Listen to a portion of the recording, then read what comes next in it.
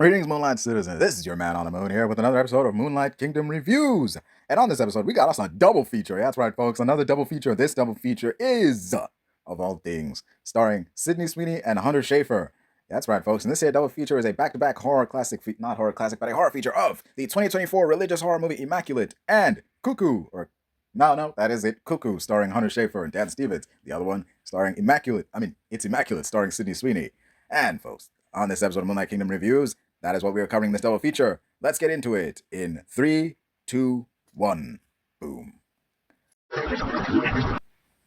As always, folks, with this one, we like to give in a little bit of background. So, let's start with Immaculate and work our way to Cuckoo. Because, in regards to the 2024 movie Immaculate, this movie released in 2024 with a budget of $9 million, earning a box office of $35 million. Nice little bit of healthy chunk of change on that one. Stars Sydney Sweeney, Alvaro Morte, and Benedetta Porcaroli. I hope I'm saying that right. Anyway, so that's the background on that one. Meanwhile, over on the Cuckoo side, it stars Hunter Schafer, Dan Stevens. I didn't write much on that front, but I will get back to it eventually. Those are the backgrounds on that one. One released in 2024, the other in 2025. Both horror movies, both got female leads, both real creepy, and both pretty good. One surprisingly so, one amazingly so. Let's get into that one and why are we covering this as it is. So, getting into this double feature, we'll start with the movie Immaculate. So, right off the bat, I will say, okay, I almost forgot how I'd done this. It's been a while since I've done one of these, so I'm going to get into it later on by saying first the non-spoiler review and then the spoiler review. For Sydney Sweeney's Immaculate, I would have to say it's I'd have to give it a 7 out of 10. I'd give it a 7 out of 10, and I'll get into why. In regards to Cuckoo by... oh man, fucking Cuckoo starring Sydney Sweeney, I'd give that an 8. It is better, it's an 8 out of 10. Question, definitely an 8 out of 10. The vibe of the whole film actually was pretty well done.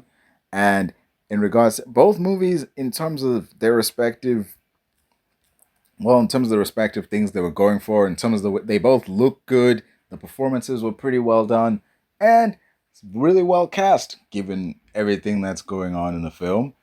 But yeah, I'll get into why, and that is the non-spoiler review, I'll tell you that much. Immaculate, 7 out of 10. In Cuckoo, 8 out of 10.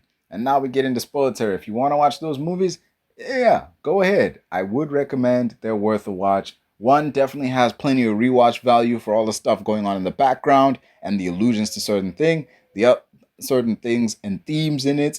And it's one of those movies that gets better upon a second watch now that you know where it's going. With Immaculate, it's a good movie, but not inherently designed to be watched multiple times. Although it does at the same time have elements of like storytelling that's happening in the background, visual storytelling, thematic, themes, religious themes, iconography, things like that. It has a lot going for it. And, despite the sometimes controversial lead that is Sydney Sweeney. But anyway, that is the non-spoiler review and the background of Cuckoo and Immaculate. Now let's get into the rest of the review in 3, 2, 1. Anywho, on to Immaculate 2024. Man. So this movie that Sydney Sweeney did Madam Web for so that it would get made. This is the movie that Sydney Sweeney did It's a quid pro quo thing that Hollywood has been doing for many, many years. I think Vin Diesel did it back in the day. You remember he did Fast and Furious Tokyo Drift, and rather than take a salary, he did it in exchange for the rights to Chronicles of Riddick. This is basically Sydney Sweeney's Chronicles of Riddick. She did Madam Web, a Sony production, to get the necessary network connections to have this movie made. And yeah, I would have to say it was a pretty decent horror movie. And off the top, as the credits roll, I wrote this review as the credits were rolling on the movie. So I have to say it was, worthy of a rating of 7 out of 10 in that it looks good. It has horrific moments where I generally had gruesome moments where I generally had to look away from the movie. that was going on. It wasn't like the film was packed with jump scares or cheap scares, or like just scary because boom, loud music played or something like that. No, no, no. The movie did have genuine horror things in it. Like there was a scene where one nun, we get to see what happened to her after she disappeared early in the movie, and that was a genuine surprise because it was one of those scares you can see coming because the lights start. There's different types of jump scares. There's the what was that? The person turns around to look and there's nothing there, but then when they turn back and suddenly there's something there. It wasn't one of those. It was a different kind of jump scare. There was one with the flickering lights because the lights kept flickering on and off and on and off, and in those moments, when the light comes back on properly, there's gonna be something there. And yeah, that's kind of what happened. I give this movie props because even though I know a jump scare is coming, I know what kind of jump scare is coming. I can feel it. When it comes, it still gives you the creeps. So it's like, yeah, it's well done in that regard. So yeah. Yeah, finding out what happened to that person was a good way to wrap up what the movie was, up until up until that point had been a loose end. And in the third act, when Sydney Sweeney is free and she's trying to escape, I found it a bit unbelievable that a woman in what is to be her third trimester would be able to get up and run as well as she does, as long as she does. Because, pregnant women at that stage in their pregnancy aren't necessarily known for their marathon skills. But I digress. For a person who's as important to these people in this church seems to be, for as important as Sydney Sweeney is to the people of this church, they sure don't seem to stress that importance much or keep much of an eye on her because she's not really well surveyed or protected, and she only escapes twice in the movie. But one of those times was entirely because no one was looking and no one was paying much attention. And it doesn't make sense given the depth she was willing to go the first time she escaped that no one would be watching out for a potential second time. In that... So, okay, I'm rambling here. The basic premise of this movie is this. Sydney Sweeney's character, an American nun, gets transferred to this Italian convent. And while she's there, something rather miraculous happens. And it turns out that somehow, some way, Sydney Sweeney's character has managed to have an immaculate conception. She is pregnant. Somehow, some way. And it's really stressed that this is immaculate because there were no other men in here. She has not had sex with anybody. And the doctor checked out and said, yeah, her hymen is still intact. This woman has had an immaculate conception somehow. It's a miracle. And yeah, they basically treat her like she's the second coming of Mary. And this is the child that will... this is basically the child that she gives birth to will be treated like it's the second coming of Jesus, because that's how Jesus was conceived. So, yes, this woman is, in the eyes of the church, arguably the most important woman of the modern era. She's going to be looked after, cared for, treated like a saint. She's freaking deified already, and she's just living among us in her daily life. And that's when weird stuff starts happening. As she goes through the trimesters of her pregnancy, as she goes through the different stages, bizarre things start happening. People start treating her differently. People start looking at her differently. All the nuns, when she walks in a room, they all get up and they wait for her to sit down, and then they sit back down. There's all these shifty eyes around. People who were previously nice are now suddenly hostile. And it all culminates in, the usual, the girl running away from the monster of the movie who's trying to flatline her, and she's able to get out of there and get to safety. That's the basic rundown of the film, but, going into that, the film overall, the movie has a twist that explains what's going on. I mean, this could have gone so many ways. This could have, not so many ways, it just could have gone the other way as opposed to what it did go. It could have been a religious horror movie, like full-on religious, like some kind of dark magic or unexplained force has made this woman pregnant. There's this thought process of the fact this woman got pregnant without any dude being involved, and it's totally immaculate, just like Jesus, means that this could be the second coming of Christ, or it could be the second coming of something else, or like the coming forth of maybe the Antichrist. Like that could be what's coming instead. They kind of lean towards that, or they kind of tease that in the early goings, but that's before the big reveal happens. And up until that point, we have no idea what's going on. We don't know what caused this. We don't have an explanation for what's happening, but it is what it is. But like once that big reveal happens and the movie reveals what's going on, it's like, oh, okay. I mean, this wasn't what I thought it was, but it's still good. The reveal in the film of how this happened, that the seemingly immaculate conception wasn't so immaculate and had a scientific explanation behind it, in that they were trying to recreate what is essentially Jesus because somehow, and it's never explained how, somehow they acquired one of the nails that were used to place Jesus on the cross, which means that in this world, the crucifixion was a historical event, which means that, well, if that happened, surely everything else happened. But okay, it is what it is. The crucifixion was, in fact, a historical event. They have Jesus Christ's DNA, and they were going to use that DNA to, they were going to use that DNA and, impregnate Sydney Sweeney's character. And in turn, she would give birth to the second coming. So that when that became clear, it was like, oh, this was initially presenting itself like a religious horror, but now it's more sci-fi horror. Okay. Because as much as it's not impossible to get DNA from things like specks of blood, and as much as it's highly unlikely you could gather bits of DNA or enough DNA from a nail that has to be tens of thousands of years old. Okay, not tens of thousands, but thousands of years old by now. Most of that is probably rust and oxidation, but like when it comes to movies, there is some leeway and there is some suspension of disbelief. Okay, I get that. As unlikely as that is, okay, you got it. We can just roll with that. But if you stop and question it, then the whole movie doesn't make sense. So I guess, okay, this was the one thing. All movies have that one thing where it's like, if you question this just a little bit, the whole thing unravels, but you just got to roll with it. So I'll roll with it. Let's say they were able to get the nail off a over 2,000-year-old piece of nail. I mean, the DNA off a 2,000-year-old nail. Okay, fine. I'll roll with that. Because if I can't roll with the nail, then I can't roll with the freaking piece of amber they got from, the Jurassic Park movies, and they got the DNA from mosquitoes. If I can roll with the mosquitoes, I can certainly roll with this here. Okay. One thing I will not roll with, however, is that towards the end, the camera is right up in Sydney Sweeney's face as she's giving birth.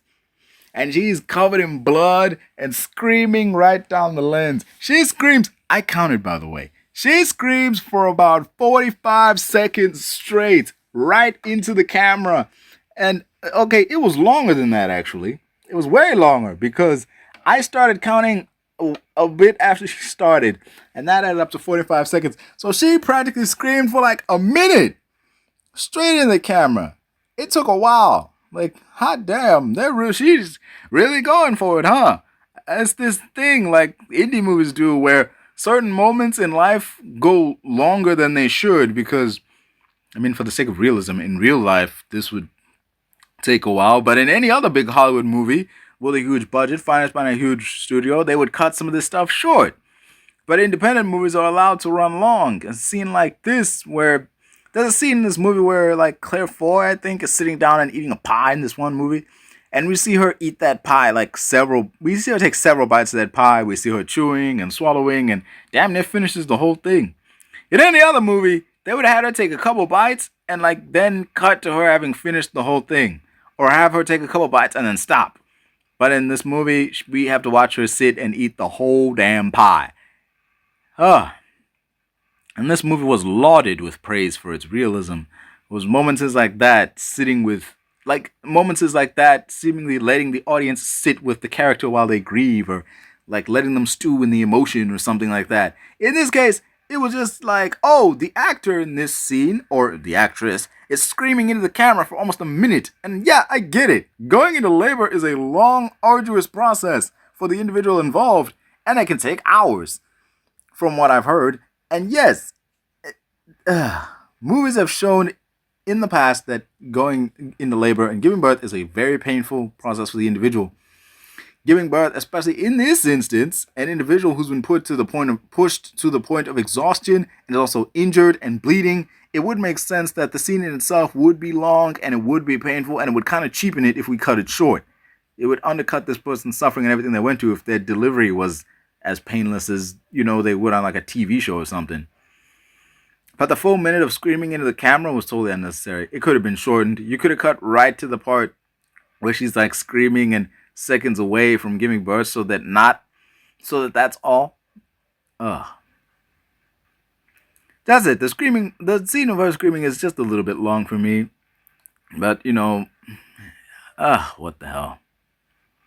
The idea that it puts to rest on the upside, it does put to rest the idea that this individual can't act. They are, at least in my opinion, there are quite a few projects that Sydney Sweeney has been in that showed, yes, she can act. She's not just this like blonde bimbo who speaks all like slowly and like breathly into the camera. She's not just her character from Euphoria. But let's be real, for every project that shows she can act, there are way more projects where, that you can tell nobody watched this because they wanted to see Sydney Sweeney act. Nobody came out of that project remarking how that woman acting was. They mostly came out of that remarking how she looks and, this is a kind of project where how she looks has nothing to do with this movie in respect to that this role isn't specific to Sydney Sweeney. This role could have been played by any capable actress. That's not to diminish this woman's abilities. It's just that there's nothing in this role from what I see that says this is specific to Sydney Sweeney. Sydney Sweeney was the candidate for this job. She was a candidate for this job. And, that's just how I feel on this. She was a candidate and she did the job really well, but this is a job that could have been done by, anyone else, really. Anyone else in a similar field like this. But yeah.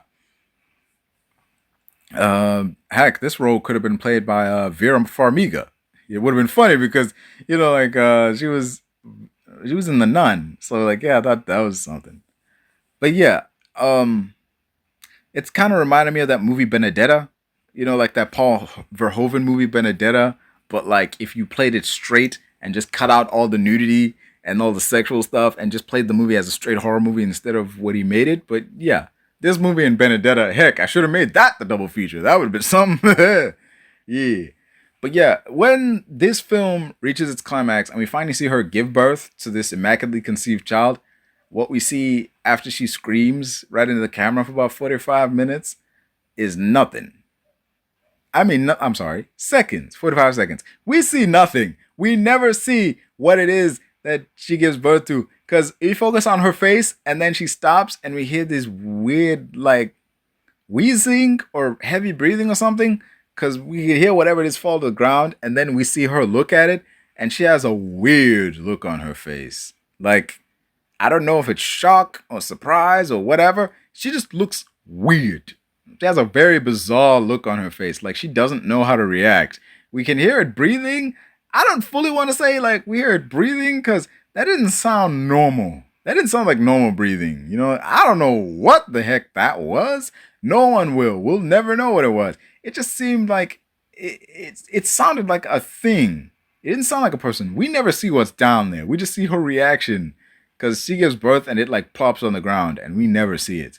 We just see her reaction to it. So for all we know, she may have given birth to some kind of horrid abomination of science. Or a literal demon. We don't know. Because the film ends with her walking, with her sitting up, ripping the umbilical cord with her freaking teeth, and then crushing this damn whatever it is with a rock. And that's it. The film cuts to black with last thing we see in the film is Sydney Sweeney looking up, the last thing we see is, I guess, from the POV of the baby, and we see Sydney Sweeney picking up a rock and chucking it right at the camera. The end. Directed by so-and-so, and one of the names that comes up right after we get the director's name is produced by Sydney Sweeney. So, yeah. This film gave everything we've seen very much gives the vibe of Rosemary's Baby, in the fact that we never see the baby, and the movie is entirely about this woman and her baby, and where the baby came from. You see all these people obsessed with it, but we never see the child itself. The focus is purely on the woman, where this film is like Rosemary's Baby, but in a church in Italy full of nuns. The villains of the movie are all right, and in this main case are the main older nun, who's seemingly in charge of all the other nuns, the priest, who was revealed to have been a former geneticist and is responsible for all this, and the really old, like, cardinal, I guess. But yeah, also there's a doctor who's helping them do all this. So there's 4 villains overall. 4 villains that she has to take on. 4 people that stand in her way. So yeah, 4 people that are part of this conspiracy to keep her in this church and bring forth this baby who will usher in a new age, I guess, because he's the second coming of Jesus. It's ultimately the supporting cast that really props up Sydney Sweeney's acting and allows it to be what it is. Because the movie gives us some people to bounce off of. You know, when she has these like extreme emotions, it helps that there's it helps that the others have a very calm demeanor about the whole situation, because it makes the situation seem that much more unnerving, because what's happening is pretty crazy. This is pretty insane. A woman has immaculately conceived like something out of the Bible, and no one seems to ask, like, and all you can do is ask, like, hey, have there been any visitors lately? Have you had sex prior to being here? Are you chaste? Like, all these questions aren't coming across like, hey, we just want to know. No, they're being fed like an interrogation. They're all being very just eerie with it, because they're just reading it as flatly, as plainly as they could. So they're, plus in this scene where they're asking her all these questions when they find out she's pregnant, they're all on one side of the table and she's on the other side of the table. They're on one side of the table by themselves, essentially like looming over her. Some of them are standing and only one of them sitting, while Sydney Sweeney is by herself and she's like made to look as small as possible. In this like really, it's this like oppressive vibe of it. And they're asking these questions over and over to make sure this is what they think it is, because they want to know, like, did you have sex with anyone before you came here? Since arriving, did you have sex? Because we need you to be honest with us so we can know for sure that this is what we think it is and not something that we can explain. Because at this point, you know, like, they're still trying to clear across like they don't know anything. Like, this was a fluke accident, that this just happened without any interference. Once they confirm what she's saying was true and they track everything they thought was happening was in fact happening, then the whole vibe changes. Which, I mean, usually it seems like, oh man, everything's going to change now. They're going to be very weird about this. They're going to keep her on tight observation. And that's what I'm thinking. Everything's going to be lock and key. But first off, everything is actually pretty light. Yeah, there's one nun who says, oh, it's a miracle. Like, you know, it's some ordained thing. Something like that effect. And everything goes really smoothly until we get to the second trimester. And that's when stuff really starts to unravel. Because there's this one... There's one, her friend, like the only friend she's got in this whole place. She like lets her, like she's the only one speaking any sense. She's like, there was no explanation for this. No one's letting you go see a doctor. Don't you find this fucking weird? I mean, there is a doctor, but like, no one's letting you go to a hospital. No one's, you know, getting you checked out properly. And everyone's just rolling with this shit. No one's, you know, don't you find this a bit strange? And yeah. But another thing that bothers me about this, it takes Sydney Sweeney's character way too long to realize something's not right. It takes her even longer to do anything about it. There's 2 moments where it should register that something's not right here. And except in those 2 moments, she should be quick to act, or at the very least, quicker to act than she was. You know, like, once, like, when it comes to confirming that she's in fact pregnant, at no point does she at any point stop to ask, why is there a freaking EKG machine? Like, not EKG? What's that, the thing? Not sound waves. The ultrasound, yeah. There's just an ultrasound machine ready to go at the fucking church. It's just there? Like, why? Why is there an ultrasound machine just here? Ready to go? Why is there a doctor on standby? Ready to go? Like, you don't question that in a place full of nuns? In a place that's like 95% women? You don't question why there's devices to determine if anyone's pregnant? Okay, that's something odd. At no point does she question, why is this equipment here? Why is there a doctor waiting to come here at beck and call? And when she does try to escape the first time, and you know, okay, she's in the back of this car. They're driving her to a hospital because they think she's bleeding. She may have been miscarrying because they walked into a room and there was a whole load of blood. So it's like, oh no, the baby's dying. We got to take her to a hospital now because we can't help her here. She might lose the miracle if we let her stay here. We need to get her to a proper hospital. We need help.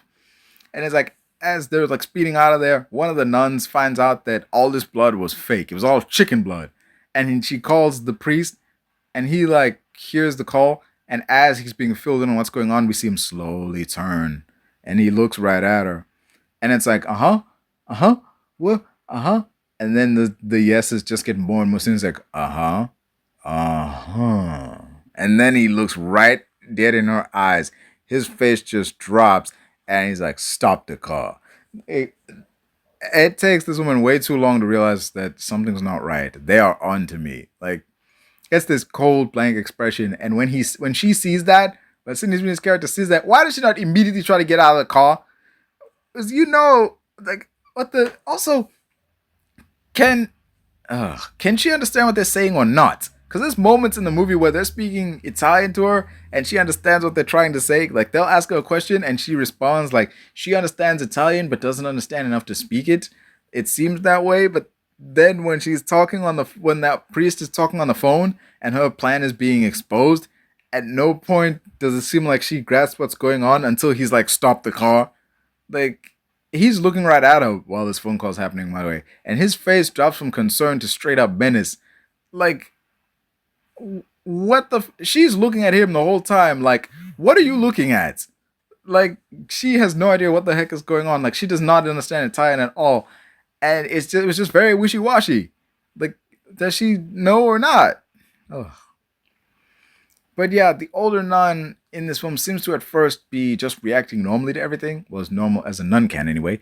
Like, she generally believes this is a miracle, like brought on from God, and she's going to do everything to help make it happen. But then once Sydney Sweeney's character fakes what appears to be a miscarriage, she realizes that this is all a ruse, and she just turns, becomes mean, like a nun teaching a bunch of, like, I don't know, a Catholic school nun, cracking people on the knuckle with canes and stuff. And she just gets mean. Because once they bring her back after she escaped, they bring her back to like wash up and take a shower. And she's like, wash. And the room isn't empty. It's not just them. It's like her, the older nun, and like a couple other nuns on standby with like clothes and cloths and everything. And Sydney Sweeney looks over and like, I'm supposed to like shower in front of these people? She doesn't say that, but it's indicated that much. She's like kind of ashamed. Like, I have to shower in front of people. And the nun is like, oh, now you feel shame? Like, you didn't feel shame when you fucking stuffed blood on your body, in your nether regions to make us think that something bad had happened? You didn't feel shame when you did that, but now you're embarrassed? And she starts, like, forcing her to wash. It's like, damn. She's like, starts like angrily scrubbing at her and angrily washing her body to get all the chicken blood off. Because, that's what she used. And... the doctor who's in league with them uses the damn ultrasound again to like make sure she's healthy. And you think he's a regular doctor they called who might be friendly to the church, but it later come to realize he's also in on this. He knows exactly what's going on. The old guy, I don't think he's the Pope. Yeah, I know. I think he's a cardinal. So he's there too. And it's very much the case of the older figure speaks only in Italian and he's telling everyone what to do. You think he's the one in charge of everything, but really it's the other priest who's in charge of everything because he's the one making all the work. The older man might be co-signing all this, but ultimately it's the priest, the younger priest, who's calling all the shots. He's the true main villain that she has to face in the finale. After she escapes, right, in the third trimester, I'm not even going to mention the drowning thing. There's a moment where everything is just, somehow back to normal. And one of the nuns is looking out for her and she gets drowned. Like, the woman tries to drown her and she's like yelling, it should have been me. It should have been me. We need to try again. It should have been me. And you get the idea, like, that was the first moment of something weird is going on here. And we, upon learning the twist, learn that, oh, this isn't the first time they've done this. They've been doing this a bunch. And I guess they, at one point, were thinking about choosing that woman, but ended up going up with Sydney Sweeney for some other reason. But hey, it is what it is. But yeah. So once she tries to escape, they have this plan. For the second time she tries to escape, they basically want to stop her from running away again. Running away from a while. So to ensure she won't be running away again, he takes her down to this dungeon. And he hooks her up so that her legs are propped up. And he gets this like scalding hot piece of iron from the fire in the shape of a cross. And he uses it to burn the bottom of her feet. So she's not going to run anymore.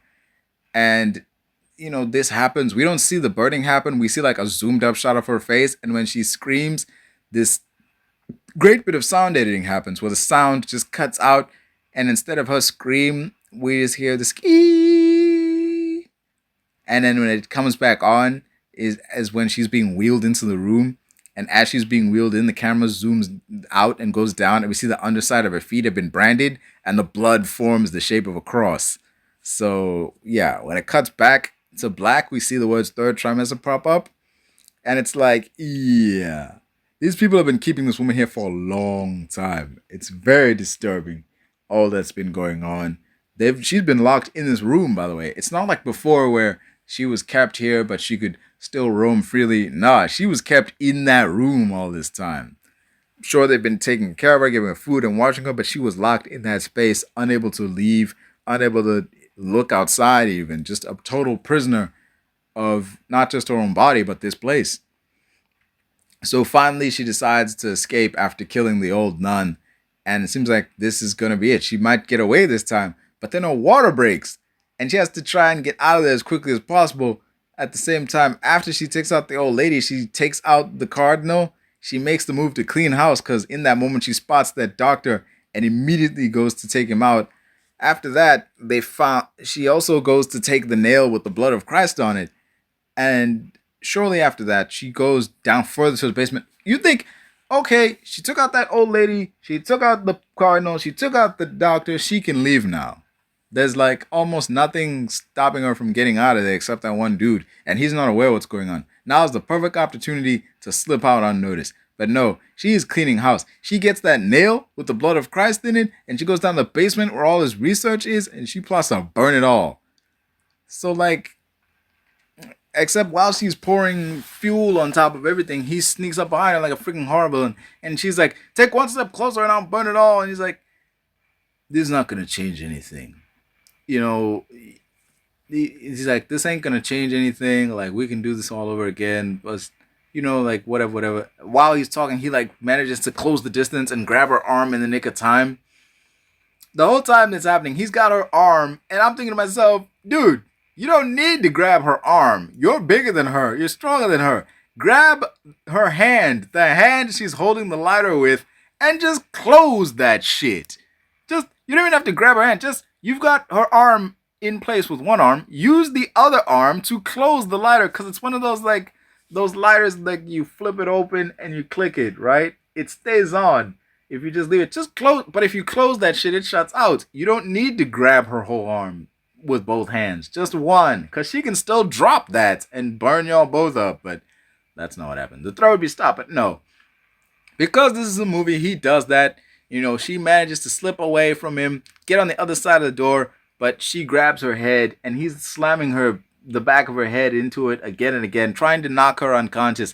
Meanwhile, she's lit the match and the oil she spilled on the ground has seeped through the door, so she drops it and the fire burns the lab, and it even burns up the dude, and we hear him screaming on the other side. We see smoke coming out of the door, so we're thinking, surely it's over. The movie's wrapping up. The nightmare has ended. We hear the music kicking in, and all she's got to do now is get up and leave. But nope! On the other side of the door, we hear the sound of what appears to be a fire extinguisher going off. And then he just bursts through the freaking door, straight Kool-Aid Man style. And this is when the movie very much becomes like a slasher movie, as this burned, disfigured man stalks her through these dark catacombs underneath this church, all culminating in the struggle between her and him as she tries to escape, but she gets caught, and he moves to try and C-section her. It's like, well, screw this. I don't need to keep you alive anymore. It's the child that's important. We don't need you alive to deliver it. We can just cut him right out of you. But she manages to stab him right in the neck in a pretty cathartic moment with the very nail he got all this from. Yeah. The actor for the priest worked really well in what the film needed him to be early on, because it seemed like he was the good cop in a lot of situations where his superiors were more like the bad cop, especially when they were interrogating her and trying to find out what's going on.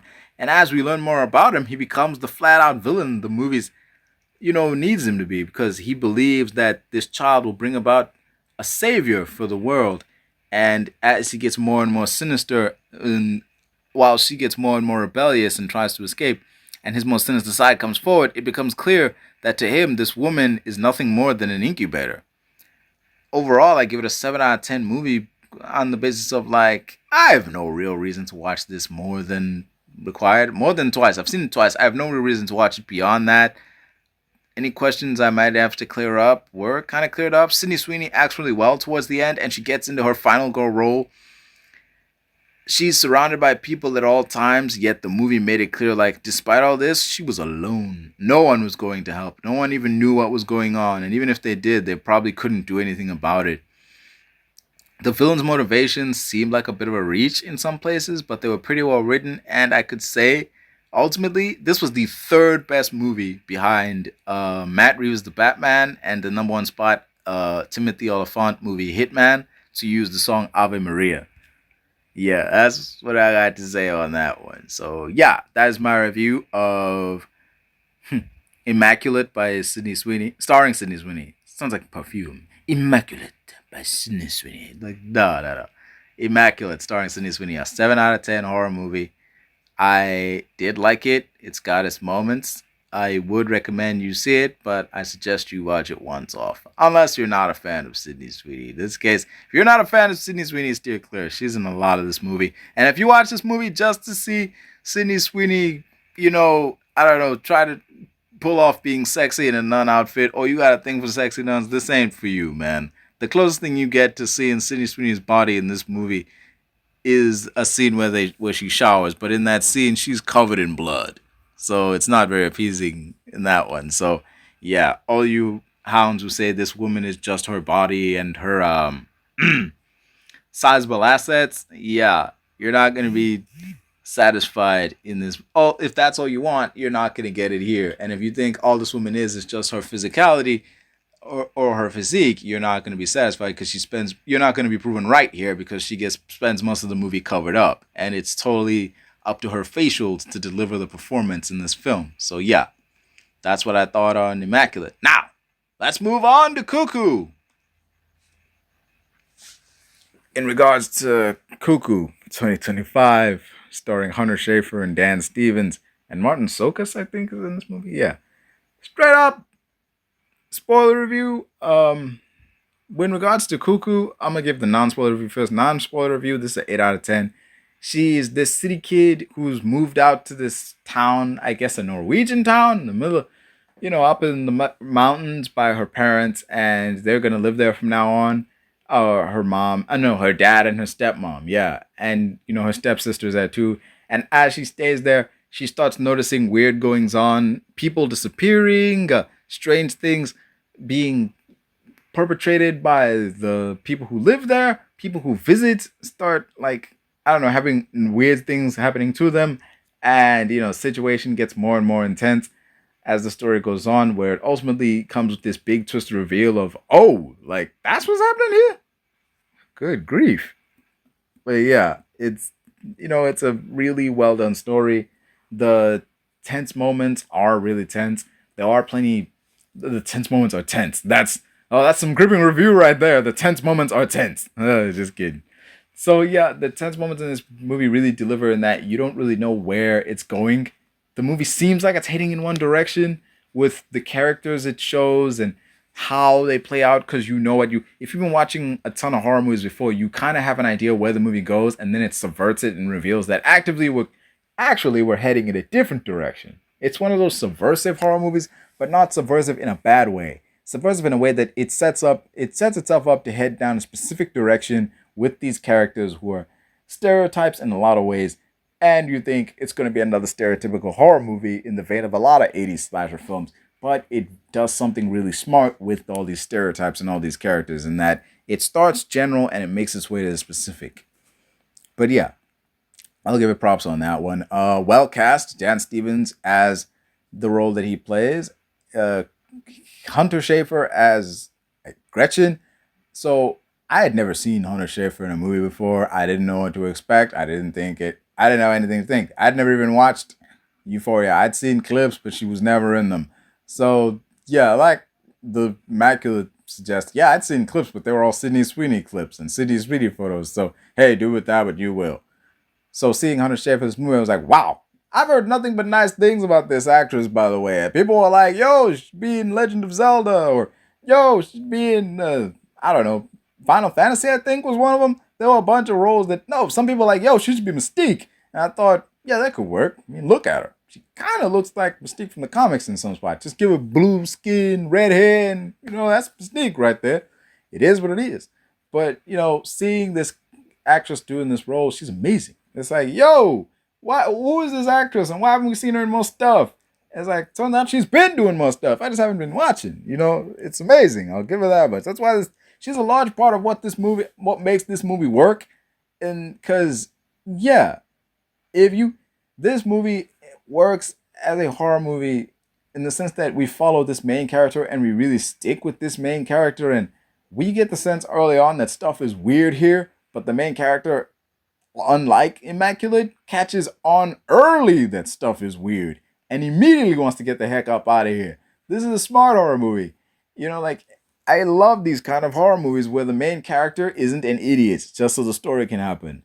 And they come up with smart ideas and solutions to try to get out of problems.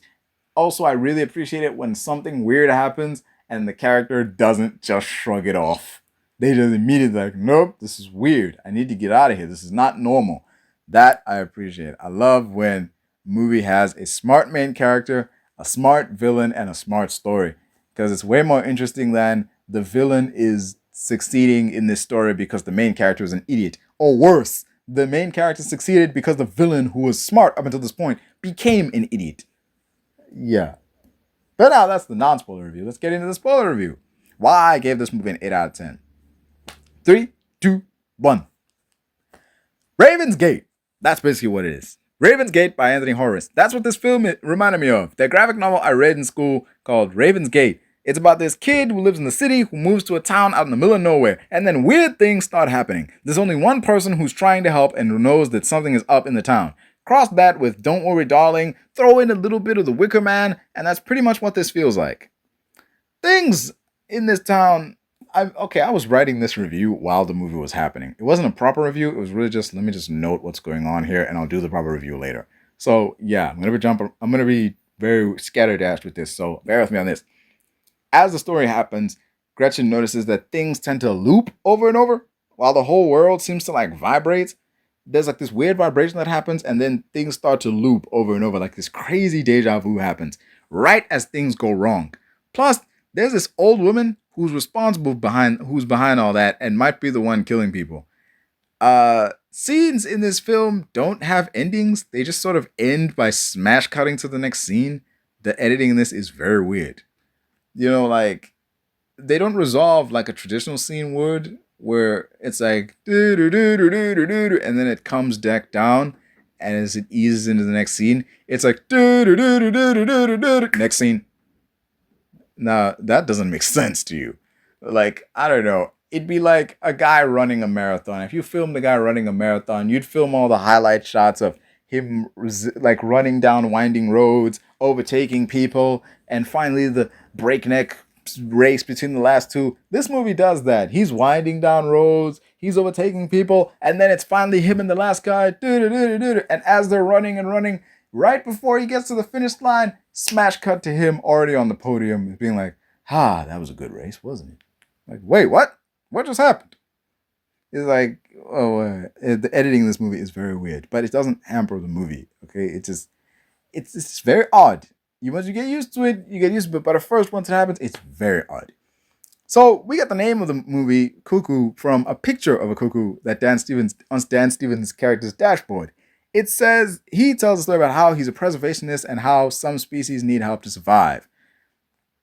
So, yeah, this happens. What's happening in the movie is that Gretchen and her family have moved to this town. Her stepmother's there, her stepsister's there, and her and the dad don't really get along because of the relationship her dad had with her mother. Her and the stepmother don't really get along because, the basic teen story of, oh, you're not my real mom. And then with the stepsister, they don't really get along because they're stepsisters. Also, it's that classic thing of older sister and little sister and hey, older sister, we need you to look after your little sister. And it's like, oh my God, why do I got to do this? I don't want to do this shit.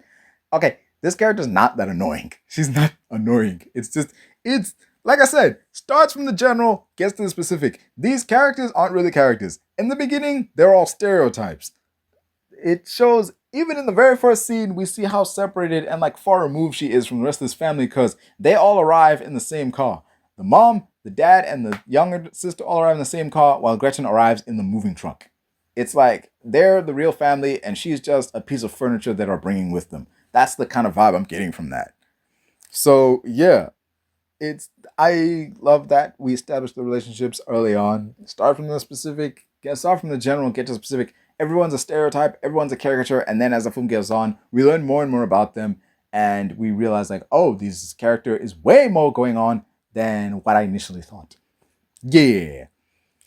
So people start going missing. Gretchen tries to leave, but is foiled by this mysterious thing that's going on around here that's causing all these people to go missing, that's causing all these eerie things to happen.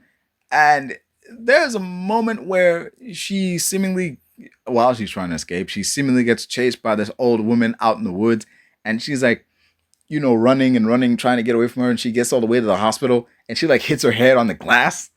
And when they finally find out what's going on, because it's really a tense moment, she hits her head on this glass and she's like, tapping at the door, trying to get help. And that old woman's getting closer and closer and closer.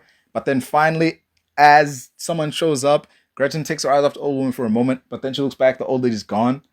That was a nice scene. Because I know she's not going to get got, but it was really like intense when she kept getting closer and closer and closer. And it seemed like it was taking ages for someone to respond. But it does happen. Like, yeah. I know the hospital says it's open 24/7, but is it really?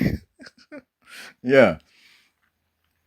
So that goes down. And in that moment when, the cops ask like, hey, what happened? She's like, I was attacked. It's like, you were not attacked. You had a car accident. Yeah. No, not a car accident. In that first encounter, she had a bike accident. She was riding a bike by herself, even though she was told not to. She was told like she had to get a lift with a friend, but she let her friend leave early, and so she would ride bike by herself. And Dan Stevens' character was like, no. You can't go around by yourself. Let me, wait there, and I'll come get you. Like, whatever you do not go out by yourself. Whatever you do, just stay there, all right? I'll come get you. No, don't.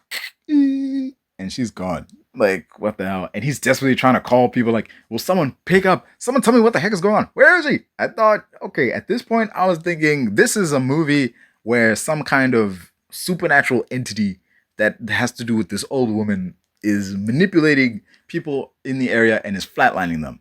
And I'm thinking like Willy's Wonderland, where people from outside of town are coming to this town. They are being fed to this thing, and then the stuff is disappearing. Like straight up Willy's Wonderland or From Dusk Till Dawn or something like that. Or this woman is a witch, and these people are being sacrificed to her in exchange for not going after the town citizens, like Grendel from, I guess, what's this? Beowulf? Except that's not what was happening. That was something else.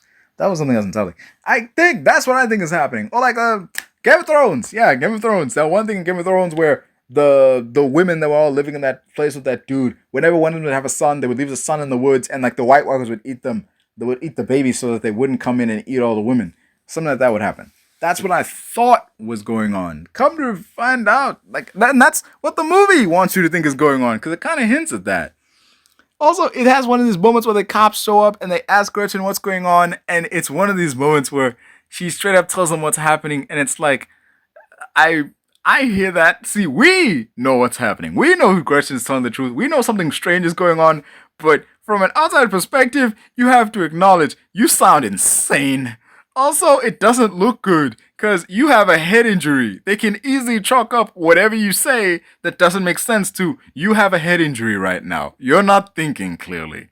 It's like, you can't be thinking clearly. Maybe you didn't see what you think you saw. It's like, yeah, it's enough to drive someone up the wall in that, but like, yeah, they even like coerce her into like changing her testimony a bit to something that makes a little more sense.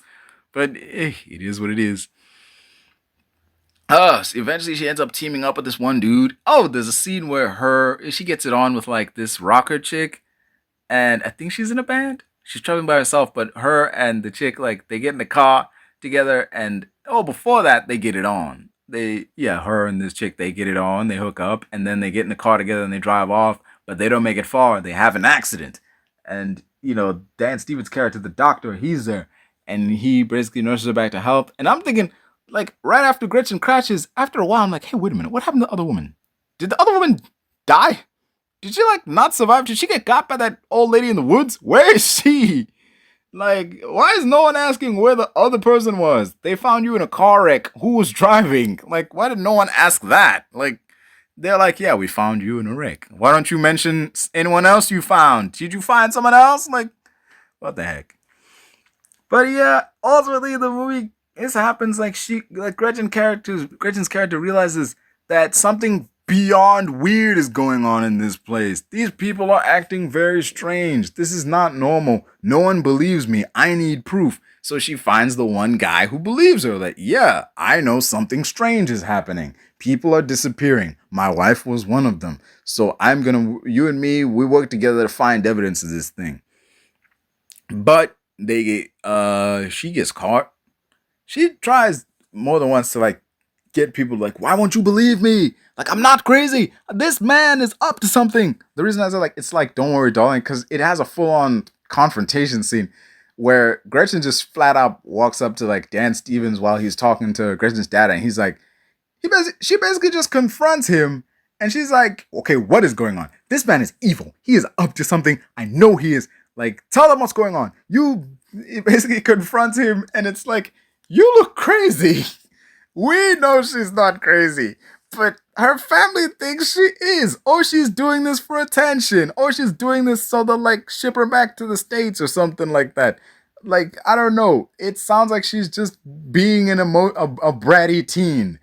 From their perspective, that is what it looks like. But we know that's not what's happening, but they don't, and you understand. It's never a moment where you feel like, oh my goodness, this family is being stupid. Can't they see something's going on? No, they can't, because to them, everything seems normal. Nothing weird has happened to them. To them, everything seems totally normal, because everyone, when they're around, is acting normal. Everyone around Gretchen, the people who are in on it, are acting weird because they know that she knows something's up. So there's no sense pretending like they should. They'll pretend when they're in front of people, but they may not pretend when they're alone. So it is what it is. But yeah, there's moments where she blacks out and like, yeah. There's a bunch of moments where she blacks out and comes to and stuff's changed or like something really weird is happening. But it is what it is. Yeah. This movie continues after that where she gets caught. I think she was thinking about escaping one last time by herself, or maybe taking her sister with her. I can't really remember. There are moments in the story where her and her stepsister get along. Like, it's not consistent, but like throughout the film, whenever someone says, is that your sister? She makes a point to say, that's my stepsister. Like, don't get it twisted. That is not my sister. That is my stepsister. Like, we don't share a mom, or something to that effect. That's what's going on in this film.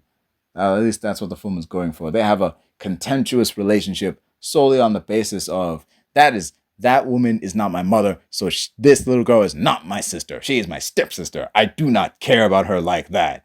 It's like, typical sister-stepsister dynamic. But there are moments where it's like they're cool with each other. Like, she tries to like listen to her music, and she gives her headphones and like, hey, listen to it if you like. The child speaks through sign language, so she tries to give her some of her music, tries being really chill with her. And there's moments where the younger sister just isn't. Like, she's straight up violent in one scene. And it's like, that was weird.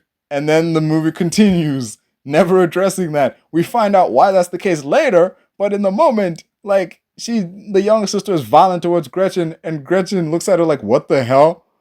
And then moves on, like it didn't happen. But yeah, the movie acknowledges, yeah, this stuff is weird, but not enough to do anything about it early on. So yeah, she gets caught by Dan Stevens' character and taken to his house. Like, I say his house, but this ain't a house. This is a straight up villainous lair, complete with a weird dungeon that he locks Gretchen in, and a henchman in the form of like one of the cops, and a secret weapon that goes along with this freaking Dr. Evil palace that he just has. Like, what the heck, man? What the heck, man? What is this? What happened to the movie I was watching? Why did this turn into a damn James Bond movie? What the heck? I laughed watching this. Like, what the? Oh, but man, and so he's caught her. He's caught the guy who's helping her. He's known what's up the entire time, and straight up, don't worry, darling thing. Like he knew what's going on the entire time. Like, yeah, I knew you knew what was up. I was just playing it up. I wanted people to think you were crazy so that when you vanished, no one would question it. And even as her, like, write a goodbye note. So, like, because it's been known that, yeah, she's been trying to leave all this time. So when she does vanish, they'll just think she ran away from home instead of thinking, like, maybe she went missing. So Dan Stevens has this almost fourth wall breaking moment where he lays out his big villain speech as he turns around. And like as he's talking to Gretchen, the camera's looking at him from the side and he just turns around, looks right down the lens, talking about what we've witnessed. And I'm like, while he's talking, I'm talking about like everything that's happened so far. And while he's talking, I'm just thinking like, who is he talking to? Did the movie just turn into some Wes Craven stuff? Did he just go meta out of nowhere? Like, that was a pretty cool moment, but it did kind of pull me out of the movie. That's the thing with meta moments in movies. Meta moments. They kind of yank you out of the movie when the movie, up until now, has been a standard film, tries to pull something that's a bit meta. And it's worse when they look right down the lens. Unless we're in a character's POV, I don't want to see characters looking right into the lens of the camera. It's distracting. Very distracting. But yeah, so I got jump scared by a cuckoo clock. There's a scene in this movie where after Gretchen escapes and takes down Dan Stevens, and it seems like they've won. It seems like, oh, they took down the main bad guy, they took down his henchman, surely the plan is full. They even took down the old woman. Surely the plan has been foiled. Surely the day is saved. And now we have like the epilogue moment with the detective and, who's been helping her all throughout. And Hunter Schafer's character, they're just sitting there talking about the people they've lost. Then out of nowhere, cuckoo, cuckoo. Like, what the? They're caught off guard. Because it's such a quiet moment. Such a chill moment of them just discussing loss. Then out of nowhere, cuckoo, whoa. Oh, this damn movie, man, this movie. Homo cucolidae, I think he says. They don't impregnate, they implant eggs. They don't impregnate, they implant eggs. Those are like two things I wrote down here. I don't quite remember why I wrote them down, but I remember that. Also, there's a shout out to the movie Face Off in this, because there's a butterfly knife that Gretchen's been playing with all throughout the movie. Like, at random moments when she's sitting there doing nothing, she'll just whip out this butterfly knife and start playing with. There's a moment where she's like by herself and she thinks there's something going on or someone creeping up on her. She whips out this butterfly knife. We just keep seeing this butterfly knife randomly pop out at different points throughout the movie. And even when she like falls asleep, the detective goes through her stuff and he sees this butterfly knife and he's like, And we know it's going to come into place somehow. It's going to come into place just somewhere later in the movie. It's going to save the day. The Chekhov's butterfly knife. And she stabs the detective with it when he comes up with the idea, like, we need to take out everybody who was involved in this scheme. That includes, like, once it's revealed what's really going on, it's included that the stepmother and the stepchild are directly involved. And he wants to take out everyone who's involved, including them. She just had to stab the dude and twist the blade so the wood wouldn't close. Straight out of Face Off. I was like, nice, man. Nice. Yeah. And Gretchen goes off to like get them saved because as the story has been going on, we see like they've been using the fact that they're a doctor to explain all the weird stuff that's been happening to them because the younger sister's been having these seizures and they use that as an excuse to like take her away from her family and do this weird stuff to her. And the mom has also been getting sick. So they use that as an excuse to move her away from stuff and get her out of the equation. Or maybe convert her to one of these siren women that they keep using. It's explained that the woman that's been killing people all throughout the movie has been made into some kind of siren with a screech that creates this intense deja vu. And that's why it feels like time has been looping over and over. So not only that, but there's a reveal that the siren woman that they've been chasing around isn't the detective's wife like they thought it was. It was the biological mother of the younger sister. It turns out that the stepmom couldn't have kids. It's like, couldn't have kids normally with the eggs she had, so they used the eggs of this younger sister, Alma. They used Alma's mother's eggs into that woman, and that woman gave birth with that, and that egg is Alma. So, yeah. Gretchen kills Alma's biological mother by stabbing her with the butterfly knife, and, somehow manages to pull that off despite being trapped under a collapsed bookshelf like Tom Holland's Spider-Man.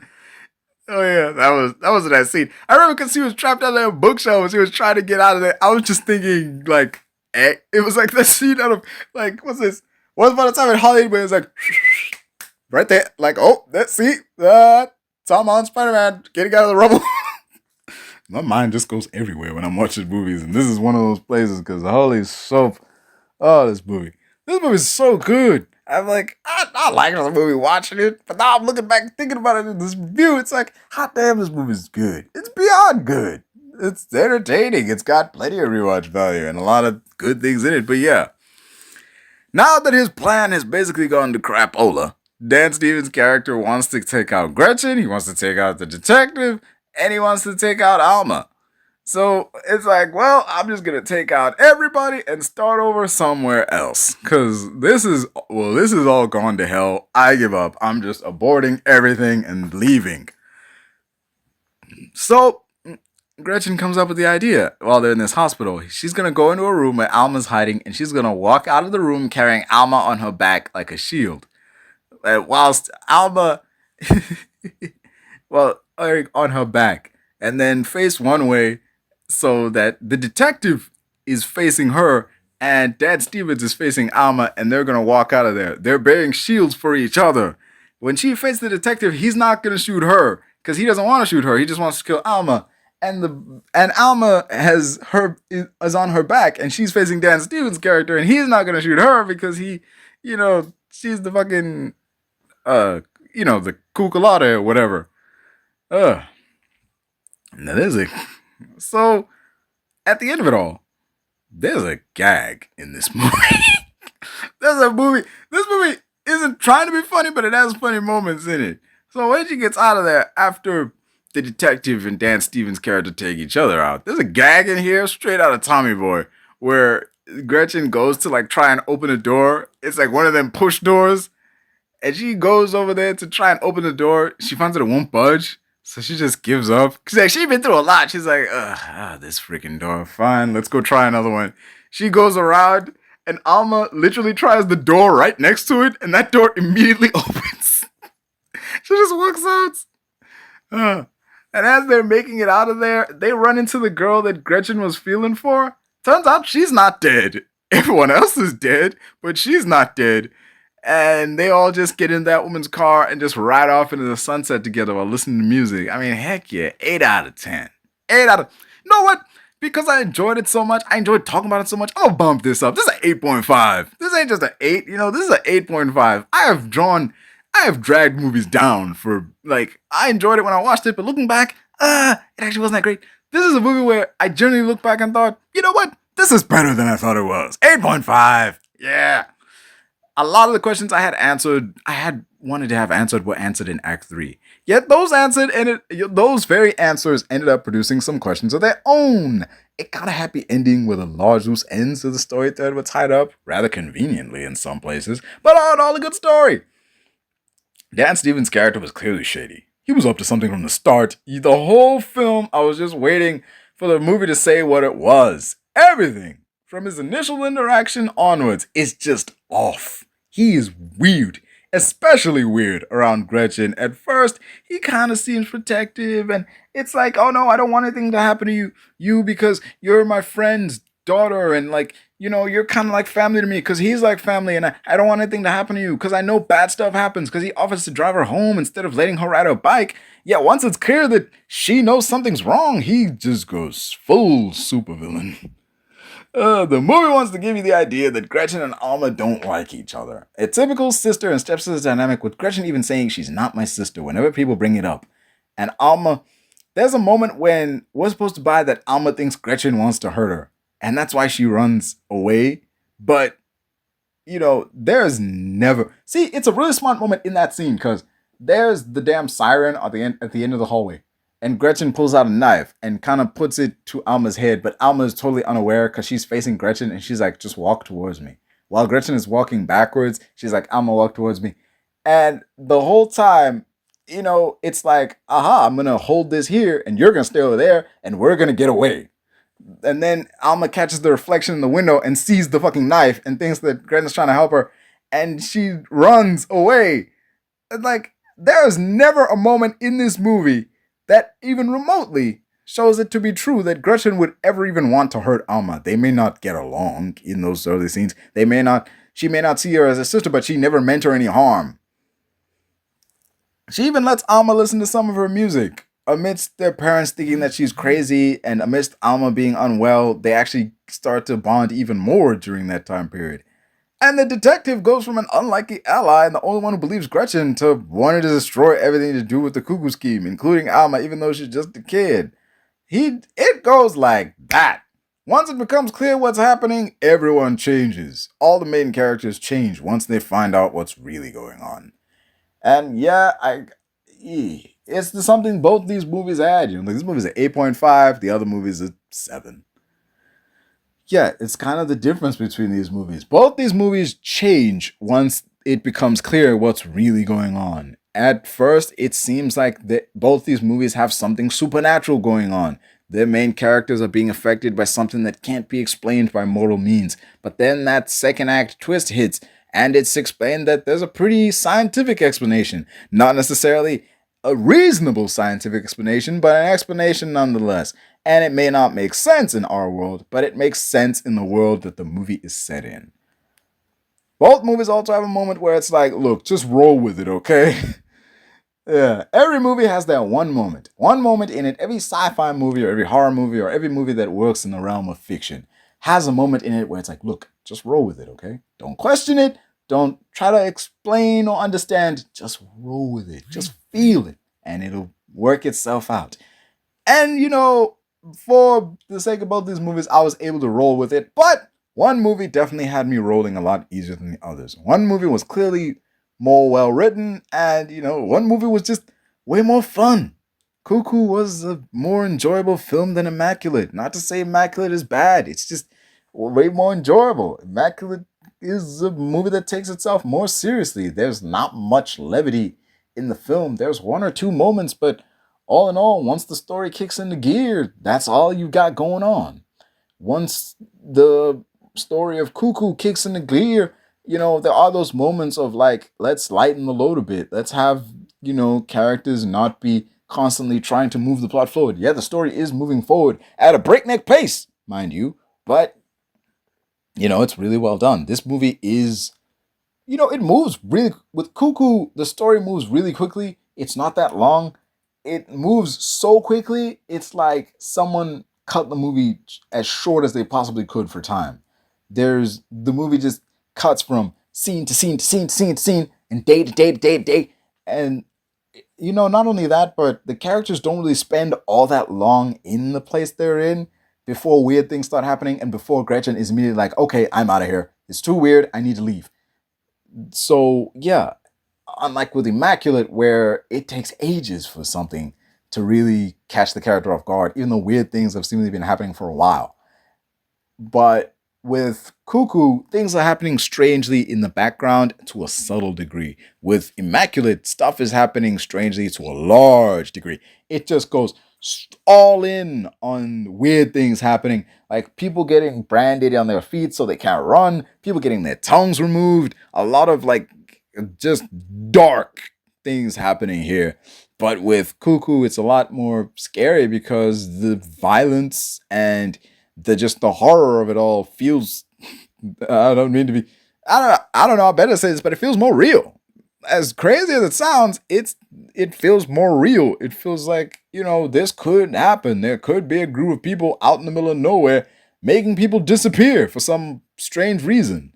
It's more likely, it's more easy to understand than Immaculate, which is itself easier to understand, but in a different way. It one leans on the religious imagery or the religious aspect of it all. The other leans more into the creepy vibes one gets when moving from the city to the countryside, and that feeling of alienation and you don't belong here definitely leads into that, and you can tell that that's what the film was going for, and that's what it was able to get across with the how Hunter Schafer portrays this character, how the other characters react. It's like, yeah, there's more than meets the eye here. There's more going on than what initially seems to be the case in regards to Cuckoo, whereas with Immaculate, it's you immediately think, oh yeah, I know what's going on, and then it just revealed like that's not what's going on. It's like, oh, okay, so it wasn't what I thought it was, but it was this other thing. With Cuckoo, it's this case of I think I know what's going on, but I'm not entirely sure. Oh, this is nowhere near what I thought was happening, but it's still good. Yeah. Religious horror versus sci-fi horror, folks. Yeah. So it was some. I gotta give it a go. Cuckoo and Immaculate are these two fantastic horror movies. You should really check them out. One clearly more fantastic than the other, but hey, good nonetheless. As always, folks, this has been Moonlight Kingdom Reviews. I've been your host, the man on the moon, the Moonlight King. Letting you don't forget to like, share, subscribe, all them nice things. I'm out of here.